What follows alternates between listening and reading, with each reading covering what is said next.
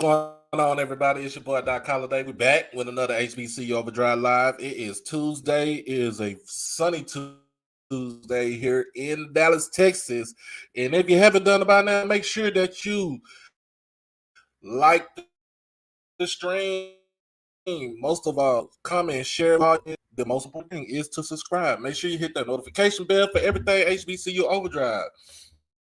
Oh, yeah. So, hey, look, y'all already know Tuesdays is supposed to be my film breakdown. But I got word from around the way that somebody got their walking papers today. And let me give a shout out to Coach Simmons up in the chat. You know, Coach Simmons with the fire content on YouTube also, man. So shout out to my guy, Texas native as always, down there in Austin, ATX. So yeah, look, today. And you already know what I'm about to do, man. It is slideshow time.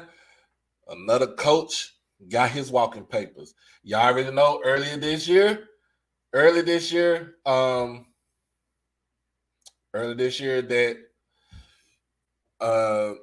Doc Gamble from UAPB got his papers in the middle of the season.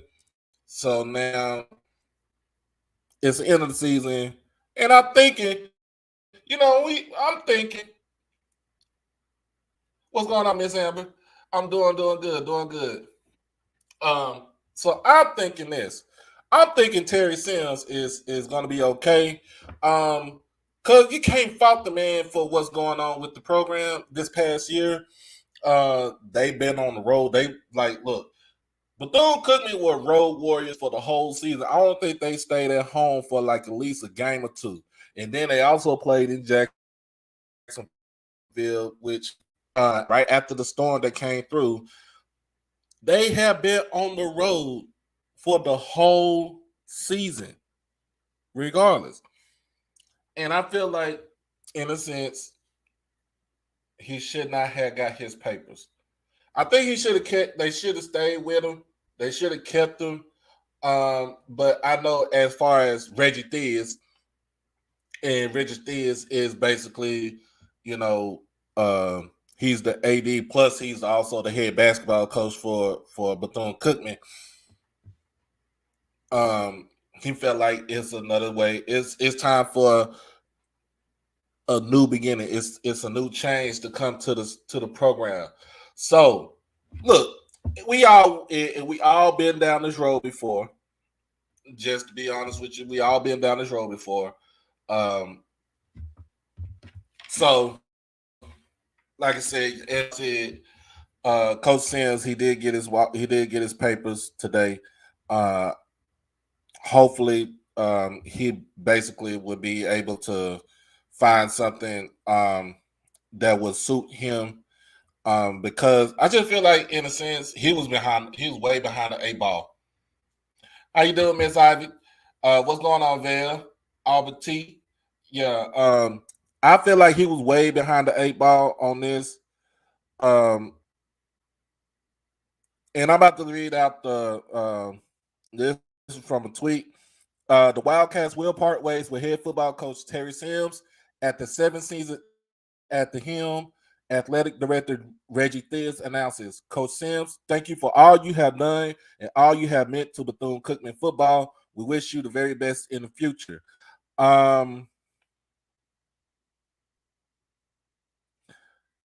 Been there for 7 years, and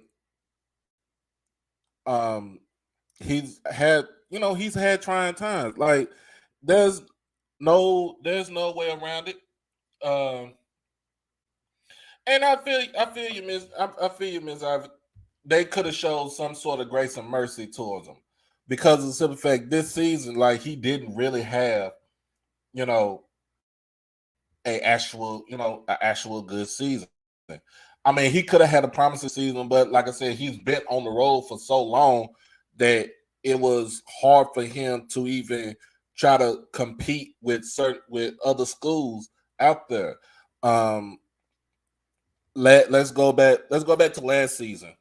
First year in the Swac, they went 2-9, but it was a hard fought 2-9 if you really think about it. They had a once in a generation type player in Kamari Everett. He transferred in from Louisville.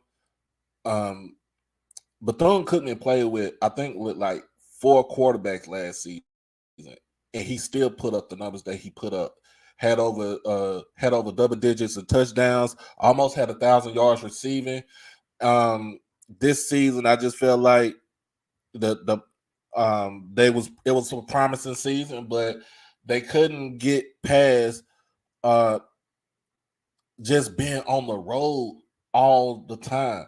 And to me, that's indicative on one, the AD, who is Reggie Theus, who is also the head basketball coach. And if y'all don't know who Reggie Theus is, remember when he played for the Sacramento Kings and Chicago Bulls and stuff like that, and he was also on TV, so he was kind of like, in a sense, one of those celebrity, quote unquote celebrity type coaches. But he's in charge of making the schedule, and I feel like when you put your team at a disadvantage, you know what I'm saying, to try to become a better squad, it's going to be hard. You can't. I don't know what to say. I really don't. I'm at a loss for words, y'all. And I feel like he should have stayed one more year. If he can't turn around at the next season, then you let him go. You let him go. You find somebody that's that had a succession plan. So I mean it's a tricky situation, y'all. It's a slippery slope. It's one of those things where you wish that it didn't happen because of the simple fact that he didn't have a lot going on with the squad. There were more growing pains on the Swac. We all know the Swac was used to playing buddy ball. Dion has professional coaches on the squad. Swac got to change their thinking. And that's true, Vel. They do change their thinking. With a school like Bethune-Cookman that has problems trying to get money because they're a private institution, and they're the only private institution in the Southwestern Athletic Conference. We haven't had private institutions in the conference since the church schools when the conference was formed with all the church schools. So it's hard for him to it's hard for them to get that type of funding and try to get everything going on. What's going on, Simply?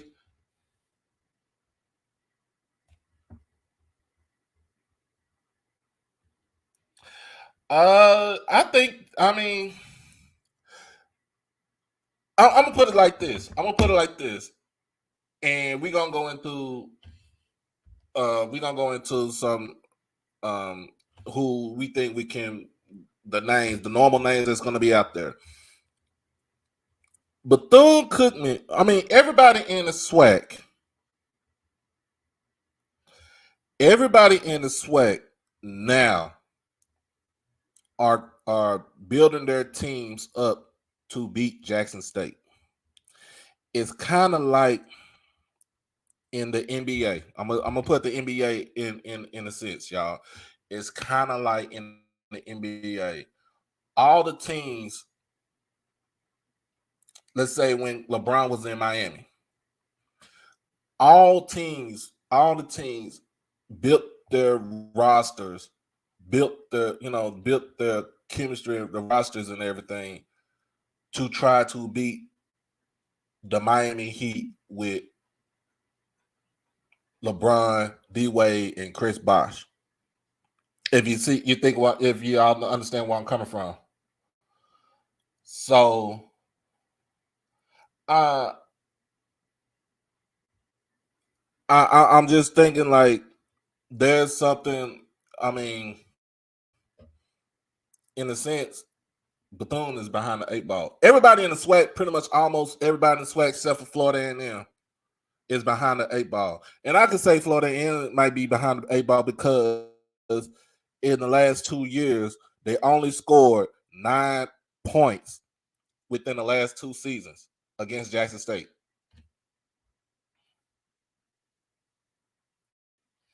And I feel like he did not get a fair shake. Coach Sam's record after this season is 38-39, so he's one game below 500. But if you take if you take away the 3-8 season that he had this year, the 2-9 season that he had last season, take 17 of those losses away, then he has a 33-22 record, which is still good for a program like Bethune Cookman.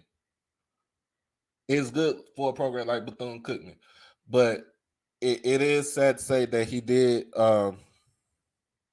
And it's crazy because he came in 2015. He won. He was named Coach of the Year in the MEAC, like literally, like, and he was the only one until last season that he beat Bethune. I mean, he beat Florida A&M in the Florida Classic almost every year that he's been the head coach, except for the last 2 seasons.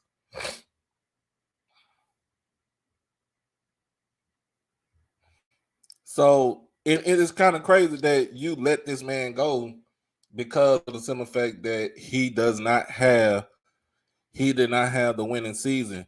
But I'm letting you know, Reggie Theus, you as the athletic director, you have the power to make sure that this man had everything that he needed to have to be competitive in the SWAC. You dropped the ball.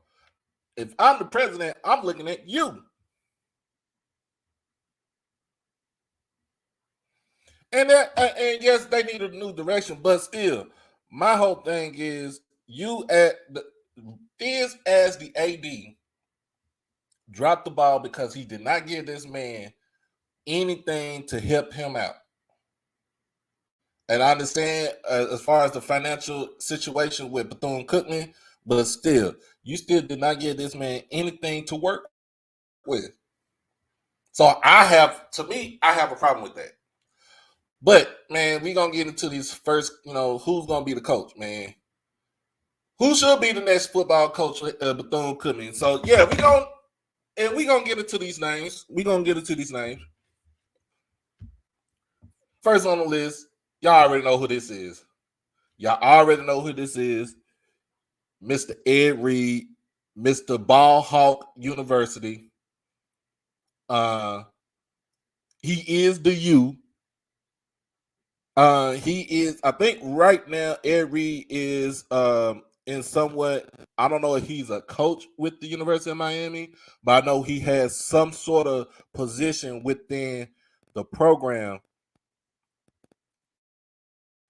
right now, and I know he's been wanting to coach for a while. He's been wanting to be a coach for a while. That might be a name you might get. You can go on to right there.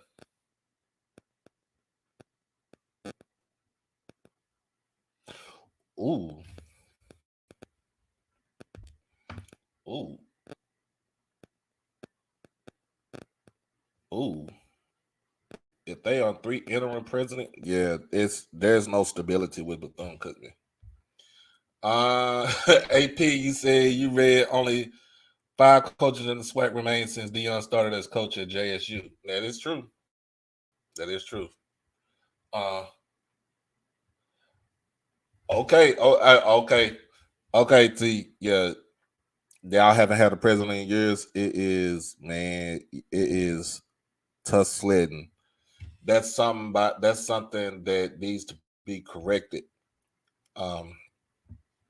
But like I said, Ed Reed been wanting to coach for a while. If I'm Reggie Theus, I'm giving him a call. I'm gonna go give him a call and see what see where he at, see where his head is at, what he thinks needs to be done.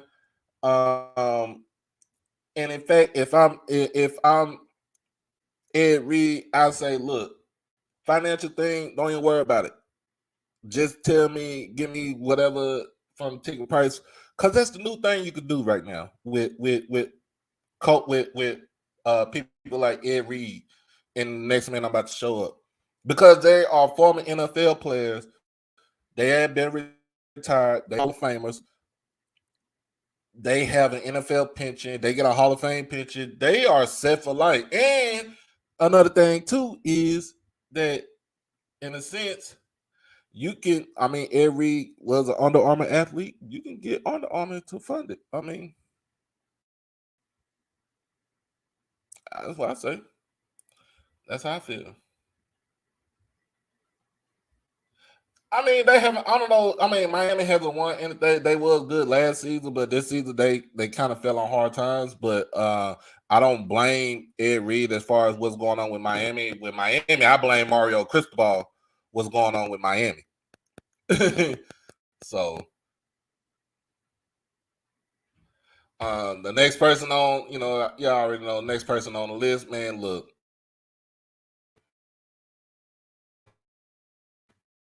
y'all already know who this man is.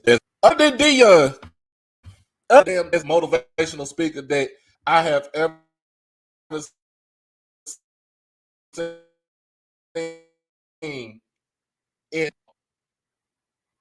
in football. This should be the person. If you can't get Ed Reed, this be the other person that you want to get right here. This man right here. That man right there. That man right there. Ray Lewis embodies Florida. And if you get Ray Lewis, bro, you're getting all of South Florida. You getting pretty much anything from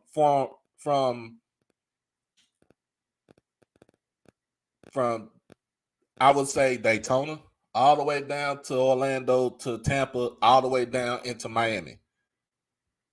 That would be the state of Bethune Cookman when it comes to recruiting.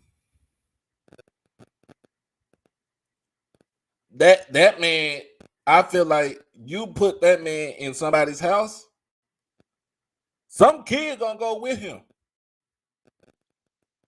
Somebody's gonna go with him. And then, like I said, because he's well off, I don't feel like you have to pay him a lot, because he already set. To me, he's already set. He's now. This man is, other than Dion, that man is Under Armour. So if you're gonna hire Ray Lewis, you're gonna talk to Kevin Plank, who is the CEO of Under Armour. You're gonna say, hey, you got to give me some money. You got to give this school some money. We got to get some money to build up our infrastructure. And I mean, you're not getting them for a lot. You're not going to get them for a lot. On the real, you're not going to get Ray Lewis for a lot, because, like I said, he already has money. And basically, this would be his. I can't even say this. I don't want to say it, but this will be a stepping stone. Bethune Cookman is more of a stepping stone to get to where I feel like he wants to be. If he wants to coach Power 5, he'll say he wants to coach Power 5.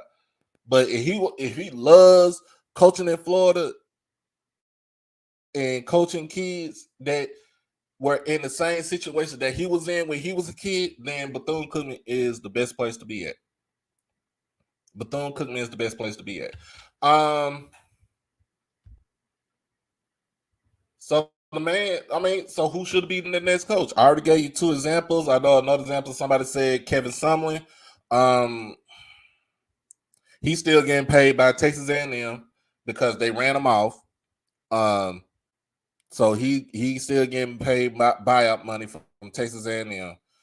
He's still getting a little bit of money from Arizona. So, and I think he is in the XFL, if I'm not mistaken. So if I'm Bethune, I might give him a call. He's not going to ask for a lot of money. Like I said, he's well off because he's getting paid by other universities.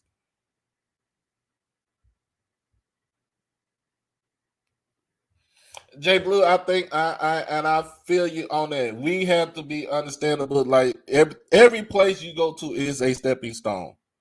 Every job that you go to is a stepping stone for something else better. And I preach that too. I preach that there's no more. Look, I'm gonna just be honest with y'all. Like I said, there's no more Eddie Robinson staying for 50, 60 years. There's no more Bobby Bowden staying for 40 years. There's no more Joe Paterno staying for like 50 years. There's no more. Like, look, there's no more. I go to basketball. There's no more Big House Gaines staying for no 40 years. There even ain't no more Coach K staying for like 40 years. Or Bobby Knight staying for 30 years. We don't have those type of coaches anymore. The lifespan of a head coach right now is 4 years at the most. That is the lifespan of a head coach right now. The life of a head coach right now, the lifespan of a head coach right now is 4 years at the most. And then when you go up to a Power 5, most of these ADs are going to give you only 3 years to try to turn the damn thing around. That's why I said last night, Mr. Ford said last night, it's hard to turn around a program like a Colorado that was 1-11 this past season. It hasn't been anything that hasn't won anything since they even entered to the Pac-12. They was doing damn good when they was in the Big 12. They haven't been relevant since 1990, since the national championship team that they had with Airbnb and all those guys right there. That's why I'm saying it's hard like that at a Power 5. And if the AD is stingy to give you money, I wouldn't even take that job either.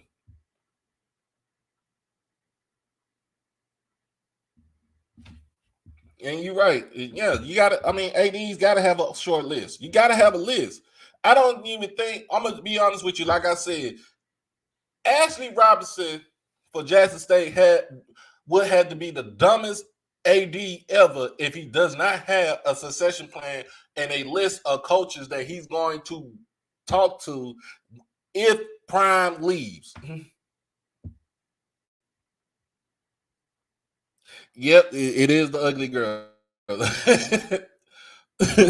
But if whoever Bethune Cookman hires has to be tough, and they have to eat nails for breakfast to carry this program back to glory.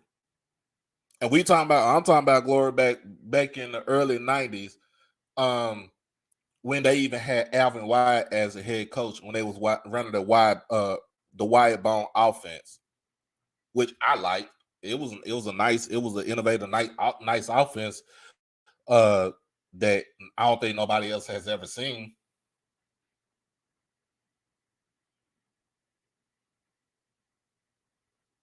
I'm gonna tell you just like this, Jay Blue. Look, I'm gonna tell you just like this. Why hasn't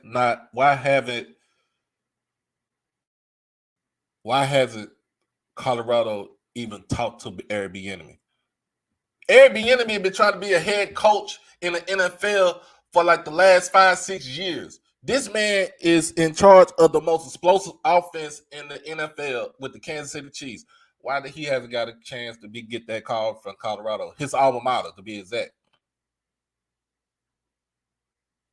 And it's not like he down talked them. He always saw praises. If you ever watched the 30 for 30 show, the Book of Mac, it was talking about Coach Bill McCartney and how he built Colorado into the national power that it was back then in the 90s.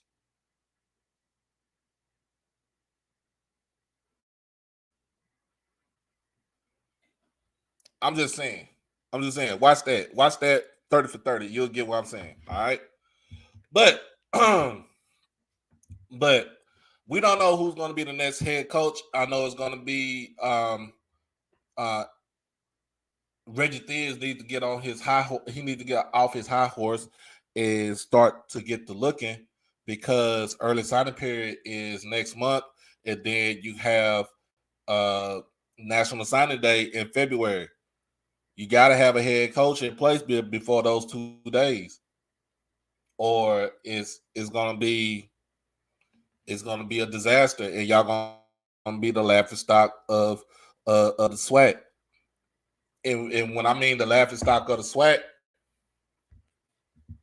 I mean Valley is gonna bounce over you in the Swac.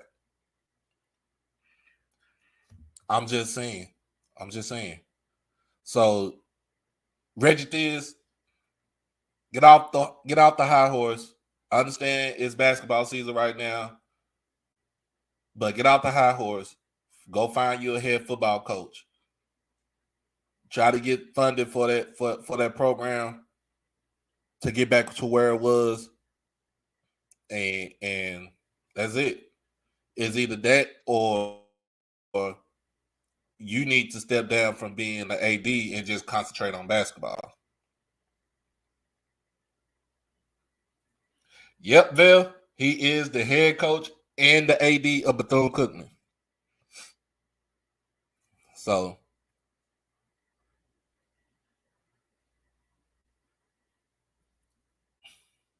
and if Brian Jenkins come back to Bethune Cookman, it's not gonna be the same when he was there the first time. I was just saying like that, because of the instability that you have with not having a actual permanent president, but having on your third interim president, your AD is doing double duty as a basketball coach. Also, it's not going to be the same. So it's not going to be the same, and it is unfortunate. And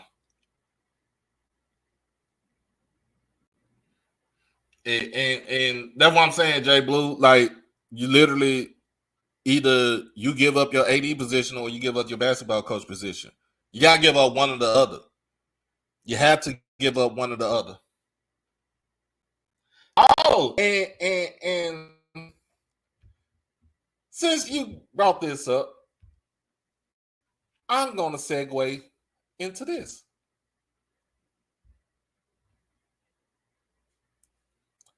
All right.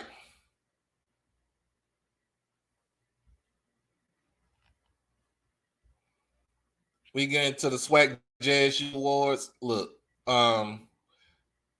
it's some things that I'm going to say about this right here. I know it's some sort of bias or anything like that, but I'm just going to say this: do not get your panties in a bunch about who won the awards for Jackson State and who did not get it for the rest of the Swac. All right, first and foremost, player of the year, offensive player of the year in the Swac, none other than Shedeur Sanders. Like I said, Shedeur Sanders leads the league in passing yards, touchdown, and touchdowns, with 32 touchdowns, also 3,063 yards passing. He's passing for a little bit over 70% this season.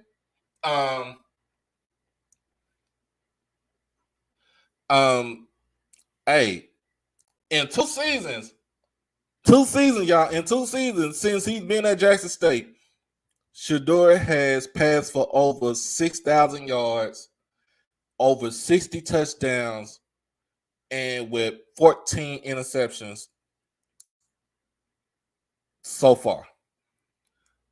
I'm said like this before his time ends at Jackson State. 2 is going to be number 1 in pretty much majority passing yards for the school. So he's going to be up there with the Robert Kents, with the Casey Terrios, with the Mark Washingtons. He's going to be up there with those guys right there. I promise you.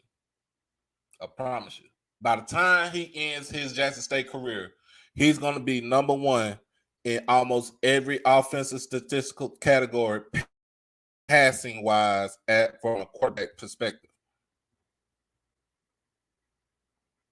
And that's what I'm gonna stick with that, y'all. I'm gonna stick with that. Next on my list, look, Sy'veon Wilkinson. He got first team all Swac in his first season as the starting running back for Jackson State University. And remember, he started on the depth chart as like the 6th running back on the depth chart and worked his way up to being the starter. Y'all know who was the starter? Y'all know who was supposed to be the starter this season? It's supposed to be Tyson Alexander. Was supposed to be the starter. Was coming back from a knee injury. Remember that. Tyson Alexander was coming back from a knee injury. The next on the list was Santee Marshall because of the fact that he was a veteran. And the thing about that is he's doing it. And like, yes, he did not start the first couple of games of the season. And he became first team all Swac. After coming from Delaware State, where he actually led the team in rushing with his Delaware State. And he had all conference selection in that conference from Delaware State.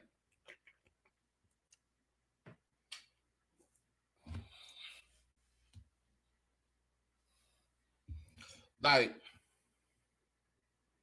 no, Amber, we have not seen Tyson. What's going on, man? What's going on, Lauderdale? Hey, we have not seen Tyson this whole season. We haven't seen him this whole season, y'all.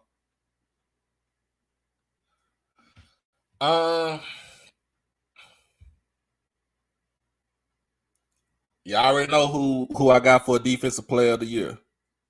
Y'all already know who I had for Defensive Player of the Year. 4'5", loose cannon, named Aubrey Miller from South Memphis, Whitehaven, BHZ, Swac Defensive Player of the Year. Total 98 total tackles, 1 sack, 3 forced fumbles, 2 fumble recoveries, 4 QB hits, 5 pass breakups, and 1 touchdown on a return on a fumble return. My man, Aubrey Miller, was playing out of his damn mind this whole season. Did not miss 1 game this season. And everybody who watched the Coach Prime doc from when we had the spring season, and when Coach Prime called him out that his grades was failing, that nobody liked him, that he was being a nuisance in the locker room.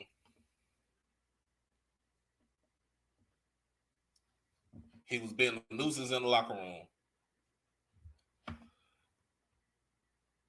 Look at what God has done, and look what he has done for him. My man came back for the fall season, 2021, bust his ass, got his grades, graduated, played played outstanding ball. Even played with, I think he had a broken, was it a broken wrist or a broken hand last season? He played most of the time. And I don't know what to say, y'all. Like, he been balling ever since. Then he came back this season. He had this season to come back to, because why? He had a COVID year now. Remember, he had a COVID year because he transferred in from Missouri right before COVID started. Came back and led the team, led the number one defense in all of FCS. Number one defense is all of FCS.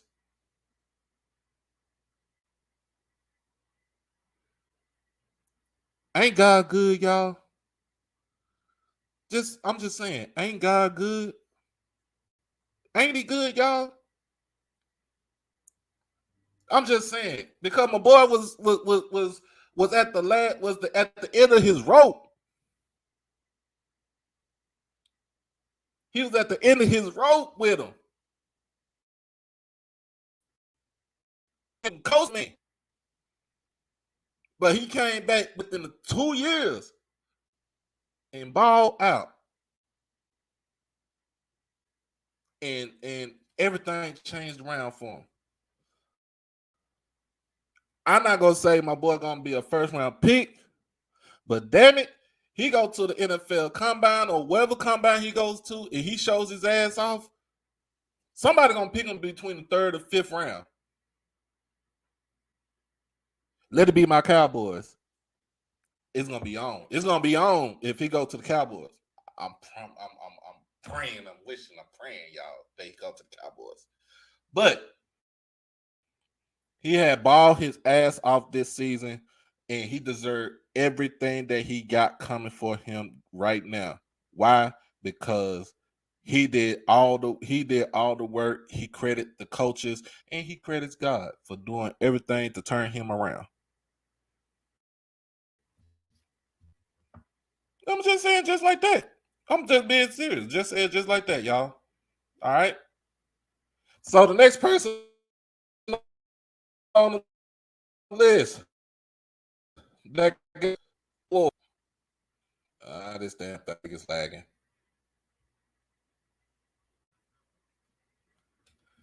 Kevin Coleman Jr. The second person that was the second player in this last recruiting cycle that was a 4-star or more to recruit to commit to Jackson State. Out of St. Louis, out of the STL, out of the Lou, the Dirty. Freshman of the year, y'all. Newcomer. Well, I say freshman of the year, newcomer of the year. Hey, it's the same thing to me. Freshman of the year. 24 receptions, 324 yards, and 1 touchdown. 9 kickoff returns. He averaged 25.3 per yards per kickoff return. And then another 6 punt returns for 8.7 yards per return.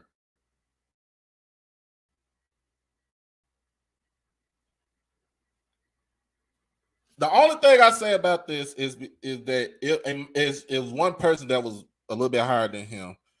I feel like he should be freshman of the year, but I think it should have been co-freshman with Adrian Maddox. All right, but at right here, right now, Kevin Coleman Jr. You know what I'm saying? He surpassed his freshman numbers. He could have did more. He had a couple, he had cases of the drops. I mean, he's a freshman, y'all. And he's a freshman. He's going to make mistakes as a freshman. So I'm not going to be, real hard on him because, like I said, he's a freshman. But he should have had 3 touchdowns. Yeah. That ref was hating. I understand, Amber. He should have 3 touchdowns. But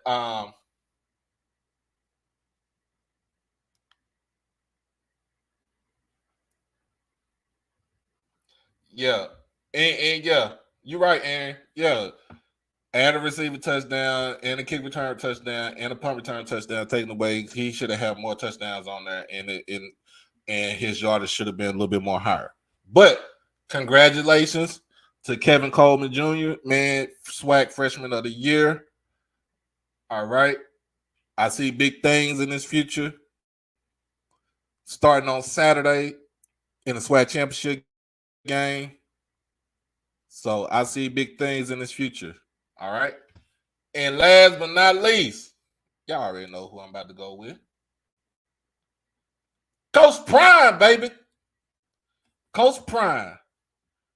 2-time. I'm going to be like Booker T. 2-time.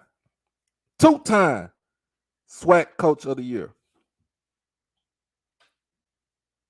2-time Swac Coach of the Year. He deserves everything. Look, when you lead a team, you led your team last season to an 11-2 record. Actually 11-1 record, because I don't even want to count that Celebration Bowl loss, man. Look, I don't even care. Then you come back and your team is better than ever, more explosive, more vicious, more destructive than what you had last season. And you're undefeated. You deserve the award, man. You deserve the award. The other person that was a close second was Willie Simmons. Only because Willie had won 9 in a row after that loss to Jackson State in the OBC. But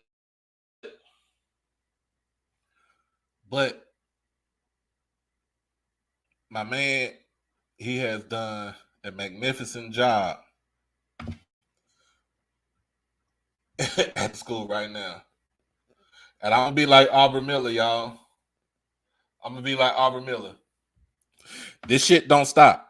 Excuse my language.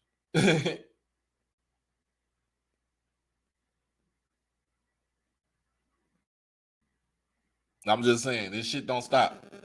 Right? I'm just saying. Hey, make sure y'all like the stream and become a subscriber, y'all. Become a subscriber. Trying to get up there, man. Trying to get this thing monetized, y'all. Yes, sir. Who is Swac if I ain't Swac? 2-time Coach of the Year in the conference. Deion Sanders. He might get double the Coach of the Year in FCS if it came down to it. Let him win let him win Saturday. Let him win the Celebration Bowl. Somebody gonna be looking at him being the Eddie Robinson Coach of the Year again.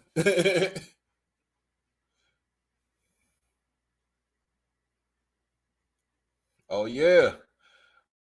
All right. So we're gonna go ahead, man. Look, first Swac all Swac first team offense. Of course, we got Shedeur Sanders heading, leading the way. Sy'veon Howard from Alcorn. Hey, where you want to call him? Agent Zero, Purple Rhino. That boy, that's a man right there. He is a man's man of a running back, y'all. The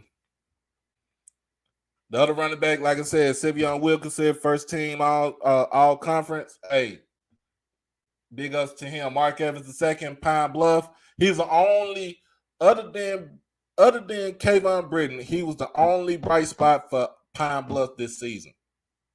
He was the only bright spot.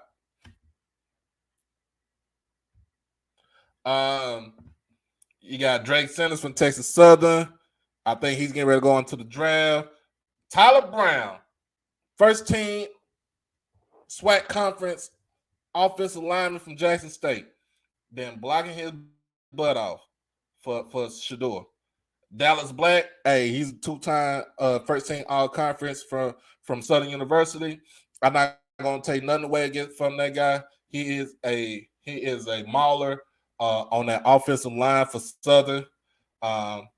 All the thing he kind of works on is the pass blocking. But man, look, when it comes to run blocking, he is a demon when it comes to run blocking, y'all. Another offensive lineman, Jalen Goss from Florida A&M. Wide receiver, Sy'veon Smith, X-Man. I can't take nothing away from that man. He played all positions on the wide receiver line, inside, outside, slot, whatever you put, backfield, wherever you want to put this man in. He is who he is, and he is that dude right there. He was this season. He was Musa's favorite target, pretty much his primary target, if you really think about it. All right. Dallas Daniels, what a season he had this year. I feel like if he didn't get hurt, I'm trying to figure out what game he got hurt in. It was late in the season. If he didn't get hurt late in the season, I think his numbers would have been a little bit more higher right now. But for him to come in as a grad transfer from Western Illinois, is a route technician. Even though he's playing out of position, he's not playing. He's playing the flanker, but he should be playing in the slot. He still is a route technician, and he still got first team all conference, y'all. And also, and last but not least, tight end Kamari Everett. Look, that is a man's man of a football player for Bethune Cookman. I've already said it. I've already said it. He is the embodiment of Bethune, right? Bethune this season. He did what he did. He had a slow start this season, but I know he picked it up down the line when the QB play kind of got more consistent for BCU. Swac, first team defense. Isaiah Land back on that first team defense. He had a rough start this season. Remember him being ineligible because of the certification. To me, he really didn't show much this season like he did last season. Remember last season he led the FCS in sacks with over 19. This season, I think he only had like 7, if I'm not mistaken. I'll go back and check it out. Next defensive lineman, Malachi Bailey for Alcorn. That's number 44. That's the one that was giving Shedeur hell in the last game of the season, y'all. I promise you, that man right there, that kid right there, balled his ass off this season. He'll be good. I think, and if I'm not mistaken, he should be coming back next year. Kamari Stevens from Florida A&M. You got Niles Gaddy. Put him as a defense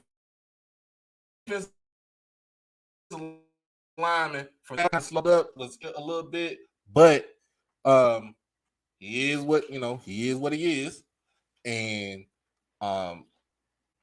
he's only a sophomore, y'all. So he'll be back next season. Of course, like I said, linebacker Aubrey Miller, first team. Ronnie Thomas from Mississippi Valley State. They got him as a linebacker, but man, you put Ronnie Thomas on the line, you put that man anywhere in the front 7, he is going to eat. What else? He's going to eat. Colton Adams, Bubba Adams from Alabama State. He was a good linebacker. And I think he played most of the season this year because he had been having some injuries in the last couple of seasons. DB, Isaiah Hamilton, Zay Hamilton, Texas Southern. Hey, if y'all want to know what a true ball hawk is, that boy right there, Zay Hamilton, is a true ball hawk. True ball hawk from Texas Southern. If you throw that pill towards him, 9 times out of 10, either pass back up or he gonna intercept it from you. All right. Next on defensive back, we got Corleone Harris from Southern. We got the next one from Omari Hill Robinson from Bethune Cookman. Hey, he was a hitter right there too. And then the last but not least, Killer Cameron Silman Craig, the little honey badger. Hey, he did his thing this season, man. Um, Congratulations to him because he put in a lot of work for this year, for this season coming up. So now next thing we go on to the second team, offense quarterback. Of course, I'm gonna put there Jeremy Musa, second in passing in the Swac. Only problem with Musa is basically he is a walking statue and he is prone to turnovers. But as his mom said on HBCU Nightly on Twitter, he is coming back for his grad season at Florida A&M. Next on the list is Kayvon Britton.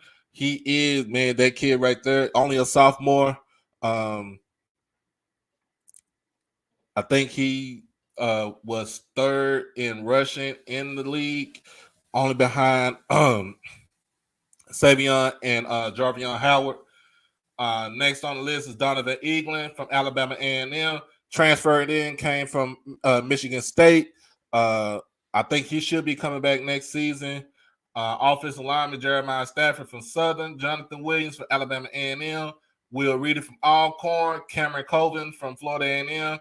And TJ Yarborough from Alcorn State. Those guys had a real good season.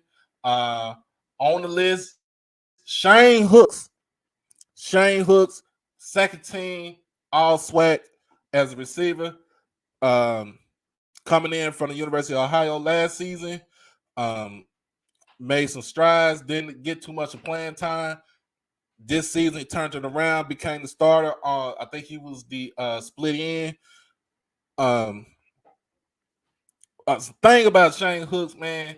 Only problem I like this about him. He fights for those extra yards. The only problem is he has a tendency to be careless with the football. But I do like what I see from Shane Hooks. Next thing, and then the last receiver on the list for second team is John Murray Sharif, Florida A&M, transferred in from Texas State. Was last season he was that blanket receiver for Rashawn McKay. This season he was pretty much the same thing for Jeremy Musa because I feel like basically, like I said, Musa keyed in too much on X-Man. Second team defense. Sandiata Anderson from Grambling State.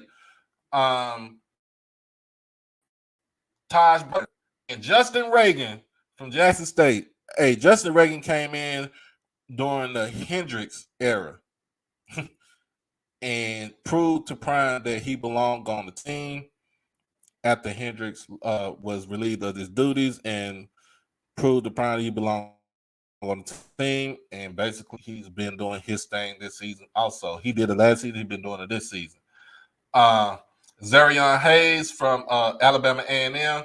Linebacker Claudine Shirless from Alcorn. Hey, I'm going to tell you like this. I was on Twitter. I reached out to that guy right there on Twitter, told him from the Soul, when they played the Soul Bowl, he had a hell of a game against Jackson State. Him and Malachi Bailey, they had one hell of a game against Jackson State, y'all. One hell of a game. And I gave him his flowers. Told him, like, look, you need some help, I got you. All right.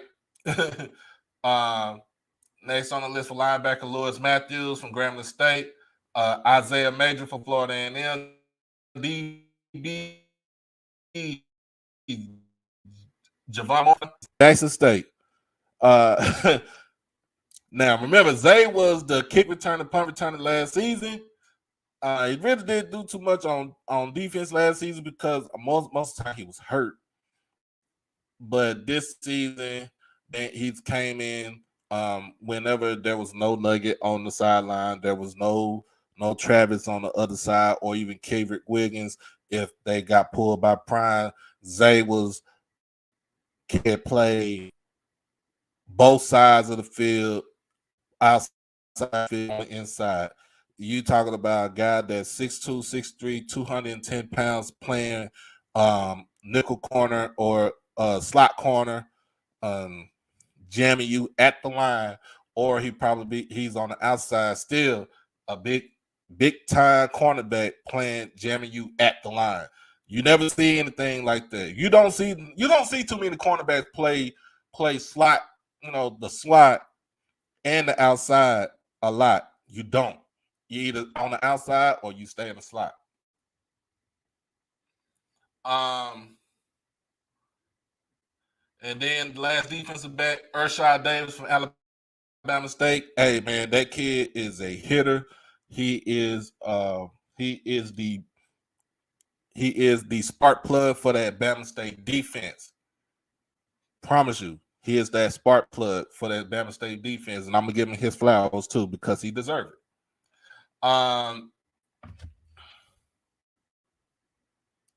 So that's it from the first and second string. The first team all Swac offense and defense, and the second team all Swac offense and defense. You said something about Dumas or Jordan Lewis. Dumas was hurt part of the season, and Jordan Lewis always stays hurt. Jordan Lewis, after he had this season in the spring season, his production has gone down tremendously. And I just said just like that. His production has gone down tremendously ever since the shortened season where he won Buck Buchanan Award for the spring, and he had over 10 sacks. His productivity has gone down. For one, he can't stay on the field because he's like paper mache. He can't stay on the field. He is light in what Mr. Ford say. He's light in the back on the backside. And for him, if he's going to get to the next level, he's not going to play decent defensive line because he's not big enough. He's not going to play linebacker if he has to put weight on.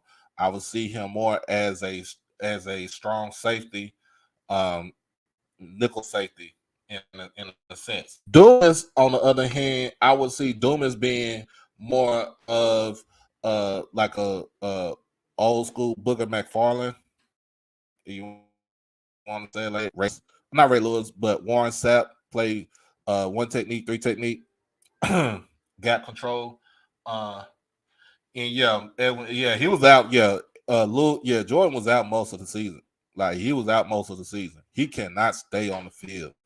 He has so many knick-knack injuries. That's going to be his part of his scouting report too. He can't play through injuries. And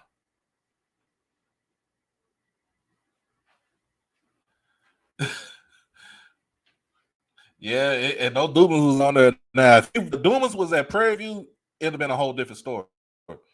It'd have been a whole different story if Dumas was at Prairie View.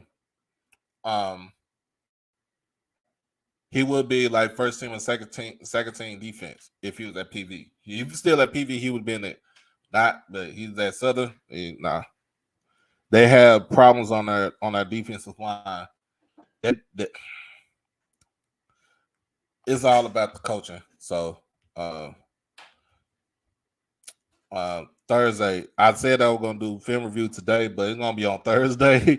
And Thursday evening, I have Mr. Ford back on the show, man. I'm gonna have Mr. Ford back on the show 8:00 on Thursday evening. Okay.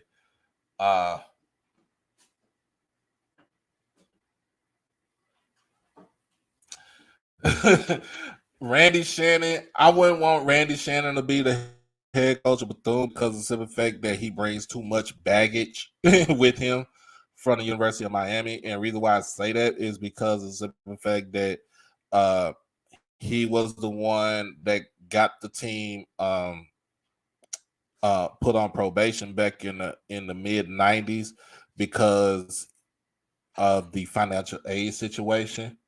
that they had. Um, and then when he became the head coach of the U, he had too much going on. And then, especially on his watch, he had one player get killed in Brian Patter on his watch. Then you have the Ponzi scheme shrimp Neville Sherrill coming into your program, infiltrate your program, and pretty much putting your program at the hands of the NCAA, almost having your program being put on the death penalty. So I would not put Randy Shannon in that talk. I will go look at Willie Taggart. Now, don't get me wrong. Willie Taggart is a hell of a good coach. He did not get his just due when he was at Florida State. They ran him off. And I think most of it was because it was racial.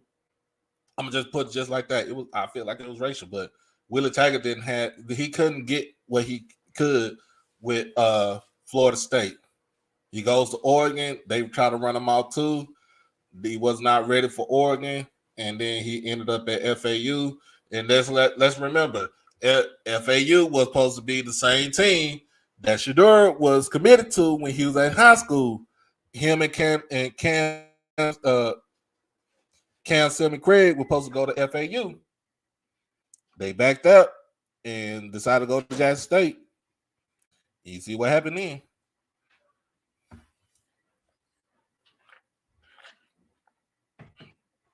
But I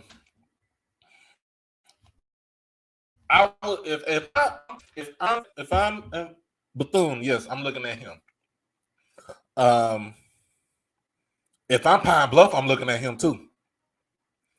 If I'm Pine Bluff, I'm looking at Willie also.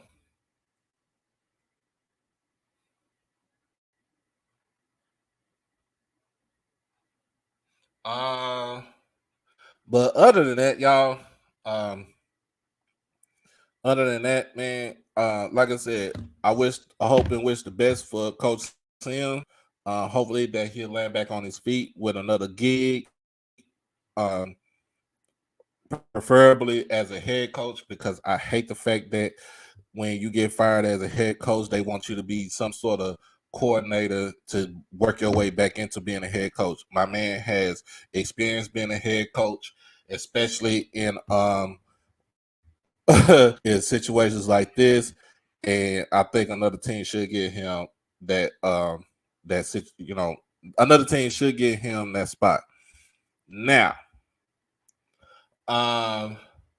there Dawson Odoms, I'm gonna say it like this: Dawson Odoms is in a precarious situation. It was this season. It was more of injuries and some lack of team like stability with his program. I say give him another recruiting cycle, and you should see some sort of changes with Norfolk State at the helm with him. If not, then I will see Dawson probably being at maybe either North Carolina A&T or at or he could go to Delaware State. They just fired their head coach. They just fired Ryan Milstead yesterday, and Milstead been with the program for over 15 years. He graduated from Delaware State, and he been with the program for 15 years.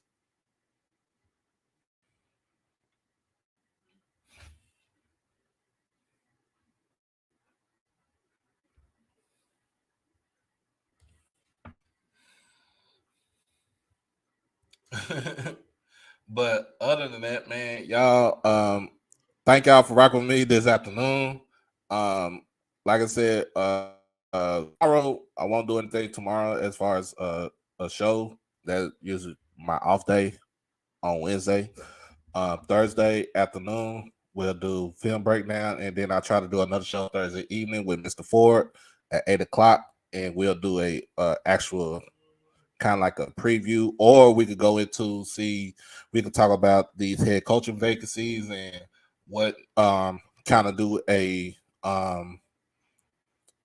team like a team review, like what team needs what we in a sense like that, kind of a season review for each team, um for the SWAC, MEAC, Tennessee State, A&T, Hampton, the CIAA, SIAC, NAI, like Langston, all these other schools that play football. We can go into that, but thank y'all for rocking with me. If you haven't done it by now, make sure if my boy Edwin or Miss Ivy, y'all still in the chat, tell them to like the stream. Like the stream, y'all. Make sure y'all like it, hit that like button, and subscribe to the channel, y'all. Thank y'all for rocking with me this afternoon. As always, shout outs and announcements. Announcements, man. Look, I'm just going to start covering Paul Quinn basketball. I'm going to wait to do it this Thursday, but I'm going to do a show Thursday night. So it'll probably be like in a couple of probably after Christmas time, whenever they come back into Dallas. So I'm gonna have some fire content about Paul Quinn basketball. They are the small college national champs from last season. So so I'm gonna go ahead and cover them because that is the only HBCU here in Dallas. Shout out to everybody that's been on the stream. Ed, Miss Ivy, Jay Blue, Edwin, my guy, HBCU Bad Talk, proud BCU alum. Everybody that's been in the chat, man.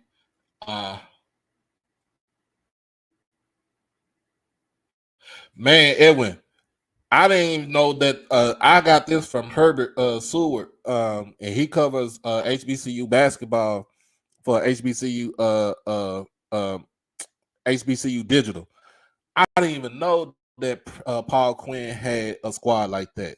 I didn't. Like I said, I got to go check him out. I live in Irving, and most of the time I go back to Oak Cliff go see my sister because I am from Oak Cliff. But I need to go back over there to see them and see how they play too, man. Hey, Russell, you late, but you can always rewatch it.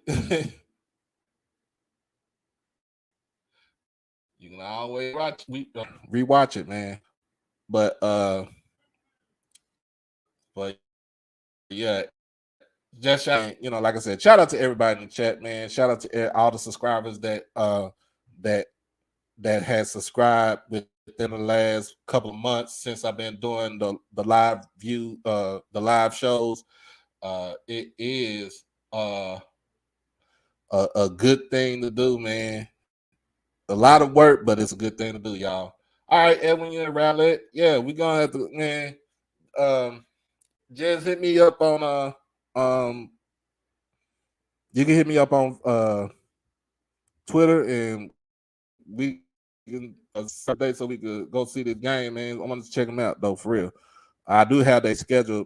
I had that schedule on my phone, and I should post it on the next time.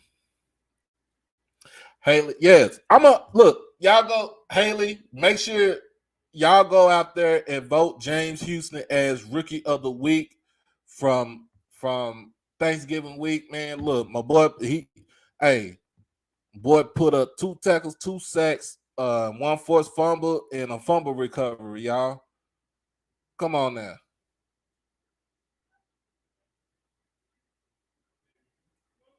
Yes, sir. That's how. Hey, that is really how it's supposed to be.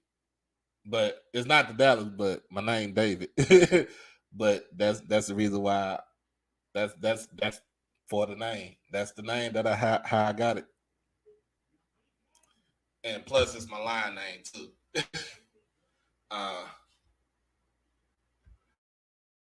It's my line name. So, all right. Shout out to the Frat Alpha Phi Omega, National Service Fraternity Incorporated, Spring 2006, number 4, Doc Holliday, New Sigma chapter, Stephen F. Austin State University. Yeah, I did this in my little short stint when I was at a PWI, but I'm always gonna be Jackson State.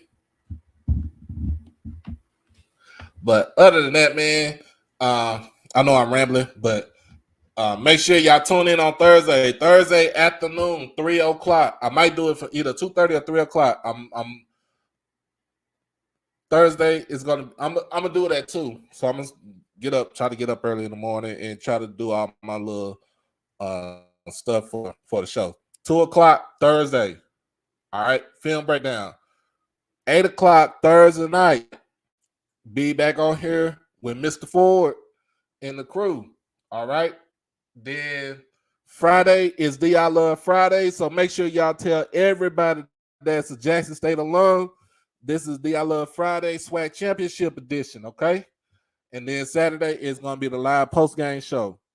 So make sure y'all tune into that. Post-game show will be at 8:00 Saturday night. But in the meantime, between time, y'all, I'm Doc Holliday. This is HBCU OverDrive, where HBCUs matter. If you haven't done it by now, make sure, remember, you like this stream. If you haven't watched the stream yet, you can rewatch it on YouTube. Comment, share with your people, and subscribe. Make sure you subscribe. We try to get this channel monetized. We are at 621 subscribers. We need to get up to at least by 900 before the end of this weekend. So if you know some people that's going to do that, want to be on it, that like Black college football, Black college sports, Black college culture, tell them to subscribe to the channel. And then also we're going to be doing the sweepstakes for the subscribers starting on Thursday. All right. So remember, start on Thursday. And I'll come out with the rules with that. All right. So in the meantime, between time, I'm your boy Doc Holliday. Remember, y'all be blessed, stay safe, and stay dangerous. We out of here. Peace.